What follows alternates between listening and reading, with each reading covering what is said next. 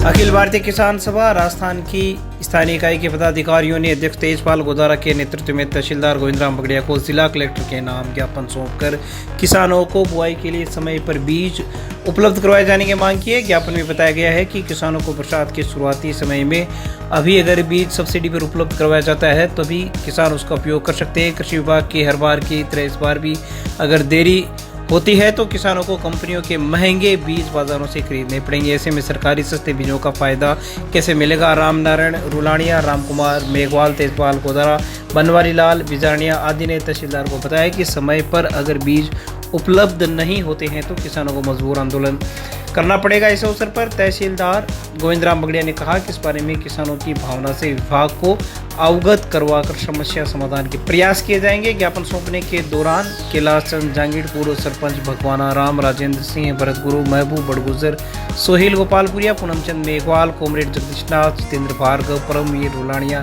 सत्यनारायण माली, पूर्व सरपंच भगवाना राम सहित अनेक लोग मौजूद रहे। राज्य सरकार द्वारा कृषि मंडी के अंदर निःशुल्क की बीज की व्यवस्था की हुई है, जो अभी वर्तमान में जो मौसम विभाग के हिसाब से फसल है उसकी जुताई करनी है और जुताई के समय निःशुल्क के बीज वितरण की व्यवस्था है वो अभी तक के राज्य सरकार द्वारा चालू नहीं की हुई है। जबकि प्रत्येक कृषि मंडी के अंदर मानसून से पहले बीज की व्यवस्था हो जानी चाहिए, वो नहीं हो पाई है।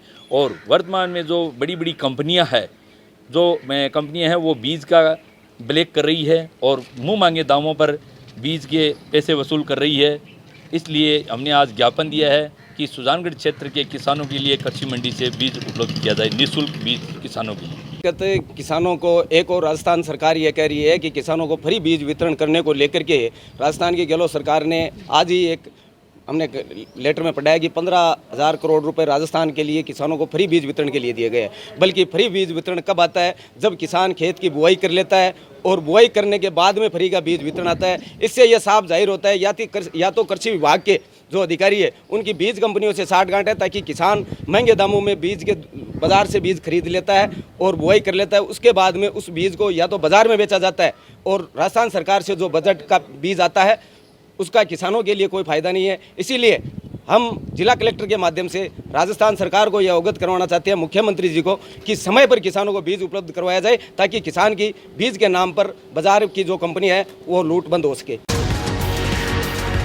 बनाना होगा सुजला जिला। खुला जनादेश अभियान की शुरुआत नातो तालाब के पास स्थित धर्मकांटा न्यू मार्केट से की गई है। सुजला जिला बनाने के लिए श्री राम भामा के नेतृत्व में खुला जनादेश अभियान शुरू हुआ है। विजयपाल शोरान ने बताया कि उपस्थित नागरिकों ने सर्वसम्मति से सार्वजनिक प्रस्ताव पास किया कि सुजला जिला सीकर का रेल मार्ग, ताल छापर में मेगा पुल बनवाने आदि मांगों के लिए जगह जगह इसी तरह सुजला अंचल वासियों के फायदे की खुली चर्चा करके सरकार को प्रदर्शन पूर्वक खुला जनादेश दिया जाएगा।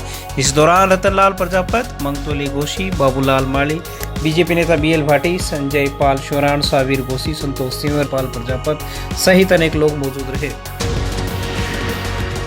सुजानगढ़ नगर परिषद की महिला फायरमैन ने एक मित्र संचालक पर मुकदमा दर्ज करवाकर जाति सूचक गालियां निकालने, धमकाने, ऑनलाइन ऐप से जोड़ दिए जाने के गंभीर आरोप लगाए हैं। पुलिस को दी गई रिपोर्ट में फायरमैन ने बताया कि ई मित्र संचालक अमित जैन द्वारा इस प्रकार के कृत्य को अंजाम देते हुए एकल खिड़की पर जोर जोर से गालियां निकाली गई और फायरमैन का आरोप है कि इस पर भी आरोपी नहीं माना और धमकी दी कि अगस्त से पहले ट्रेप करवाऊंगा। महिला फायरमैन कहना है कि आरोपी ने मेरे फ़ोन नंबर को किसी ऐप से जोड़ दिया जिससे उसके पास अनजान व्यक्तियों के फ़ोन आने लगे। फिलहाल पुलिस ने मुकदमा दर्ज कर लिया जिसकी जांच चूरू DSP इंसार अली कर रहे हैं।